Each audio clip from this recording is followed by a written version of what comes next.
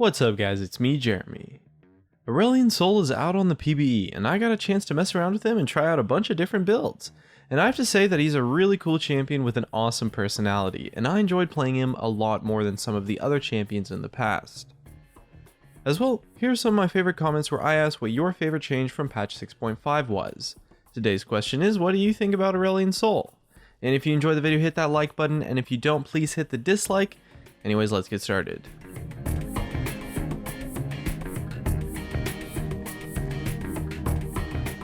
Now, one thing I do want to note is that during the few games that I played, the PBE was lagging a lot.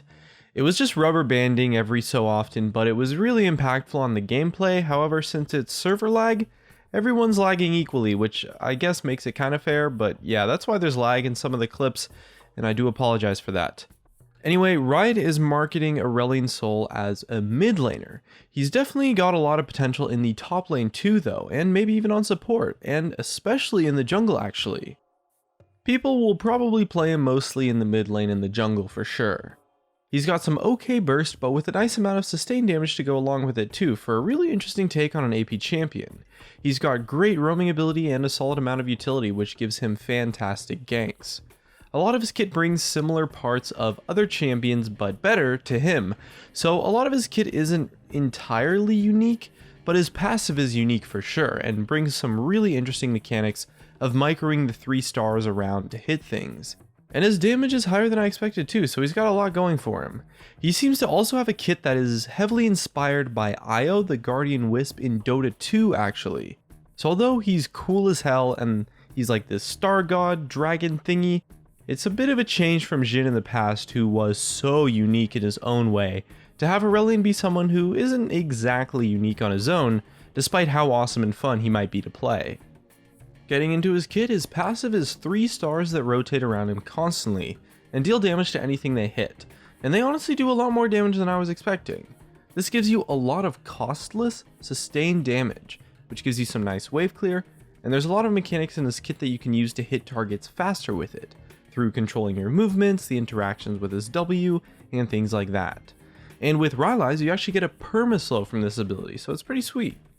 His Q is an area of effect stun that does a pretty decent amount of damage, and at max rank stuns for 2 seconds. I found maxing Q to definitely be the most powerful option for sure. The ability kind of seems a lot like Anivia's Q maybe, but it's honestly just so much more.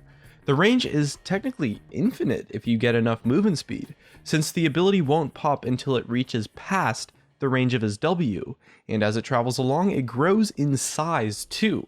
So if you run by it, it grows super big, almost to like a crazy size. It's also great for wave clear, costs a pretty low amount of mana, and is his main tool for harass, and I personally felt like it was pretty easy to hit in lane overall. And being an area of effect stun on a fairly short cooldown, it gives Aurelion a lot of utility, especially in teamfights, and makes him even useful when you're behind a bit. It makes Boots of Swiftness or Mobility a great pickup on him too for long-ranged Qs, and honestly gives him potential to initiate fights maybe, by running at your opponents with a charged up Q. His W is interesting in the sense that it gives him a lot of options with his passive, since the stars will deal damage when moving outwards as well as when moving inwards, so you can use it for ranged poke, or with Rylai's it also gives you a perma-slow too. I tried maxing W once or twice, but it's a really weird ability, and since his Q stun duration scales with rank 2, I found that maxing Q is definitely going to be the way to go, at least on lane Aurelion. And his E is actually a really amazing tool. You can use it for his Q with a high radius stun to get back into lane faster maybe, or just to gank other lanes. The indicator on the ability that shows that you are coming is actually really small, and the range is so ridiculous, and since it goes over walls and such, it gives Aurelion insane ganking potential, and is a big part of what makes him a great option in the mid lane. It's kind of like a Bard portal maybe, but that only you can take, and that has free movement speed that doesn't rely on walls. And the tiny indicator makes this ability a surprise for people most of the time, even though it's not really supposed to be. And as for his ultimate, it's an area of effect slow that knocks back anyone that is within the range of his W. It's another area of effect crowd control tool, and it has a lot of damage, which gives him some really nice burst in combo with his Q, and the range on his ultimate is actually kind of ridiculous, so it gives him the opportunity for some amazing plays. But it does have a wind up time, so it's possible to see it coming and not too difficult to dodge if you have flash up. Now, judging by the way that I talked about his abilities, I'm sure you're starting to get an idea for what my exact thoughts on Aurelion are. And I'm not gonna lie, I think he's pretty strong, at least in the state that I played him in. He feels a little bit weird to play because you're constantly managing his passive and trying to position yourself to hit things with it. But the utility that he has to kill people and especially to control the map are really what I think sets him over the top.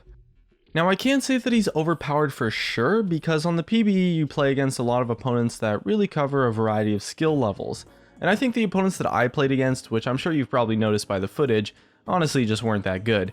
But I do think he does have a decent chance of being overpowered, and if he's not, he's definitely trudging the borderline. I thought his landing wasn't that bad, since his Q is actually reasonably easy to land, and since it stuns, when you do land it, it just gives you so much free harass.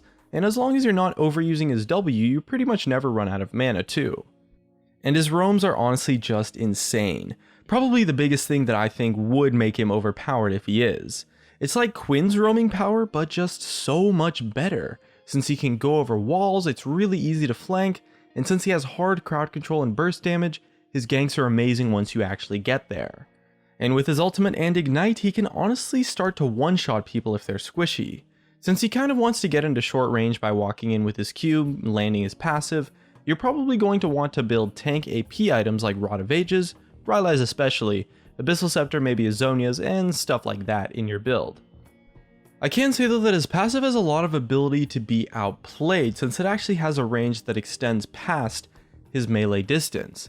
If a bruiser champion like Aurelia, Jax maybe, jumps into melee range and just sticks on him, they're never going to get hit by his passive or by his W, and so it makes it very easy to punish you if you ever miss your Q, and it does leave you vulnerable to getting initiated on, which is why I don't think he's the best fit for top lane, and since everything he has is a skill shot, he's also a little bit vulnerable to super mobile champions like assassins in the mid lane, although you do still have a lot of options versus them, since a lot of assassins might have predictable movements with their abilities, and since Aurelion has a super tanky build, he's got a decent shot versus assassins who won't be able to one-shot them like they would other champions. And although you do build tank AP items, he's far from a tanky champion, so if you mess up your positioning you can pay for it pretty hard, and he's still vulnerable to burst damage if it's coming from someone fed, or if it's coming from more than one person. But with all that said, he was really fun to play, and with decent burst and roaming, he's honestly really my kind of champion. And I wouldn't be surprised if I add him to my champion pool once he launches, and I definitely recommend trying him out yourself. Since his kit has a lot of utility, he's got lots of versatility in where he can go. And at the moment, I wouldn't be surprised to see him being played anywhere other than ADC, since his tools bring some good strengths to a lot of roles, and he's really just a lot of fun. And that's just about it. If you enjoyed the video, subscribe if you want. Thanks for watching, and I'll see you guys next time.